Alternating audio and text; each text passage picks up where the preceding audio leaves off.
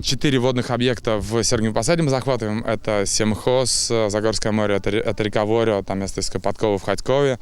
Это ферма лесная, где мы сейчас с вами находимся. И это Посевьевская плотина и Торбинская плотина в сельском селении Шеметово. Акция «Чистый берег» проводится в Сергиево-Посадском районе с 2009 года. В 2012-м она стала международной.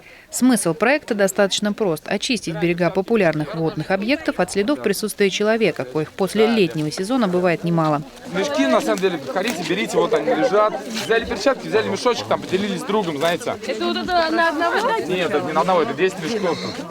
Собираем мусор с папой. Так, ну и что ты здесь собираешь? Какой мусор? Бумажки, бутылки. Еще мусор всякий.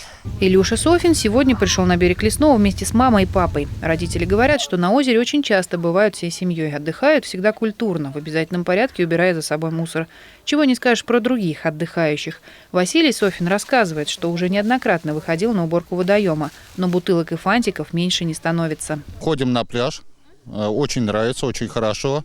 Единственное, что плохо, много постоянно мусора. Многие бросают, мусорят. За собой не убирают. Пришли, шашлычку поели, отдохнули, ушли. Экологическая акция «Чистый берег» в этом году проводится при поддержке органов власти, поселенческих и районной администрации, а также Общественного совета госкорпорации «Росатом». Местным жителям и активистам в уборке помогают студенты и школьники. Учащаяся 88-го ПУ Татьяна Меньшикова рассказала нашей съемочной группе, что сюда пришла добровольно, хотя был выбор остаться дома. Сказали в училище, кто хочет, ну и мы пошли. Я понимаю. Те, кто не пошел, сегодня учатся. Нет, дома сидят, мы по субботам не учимся.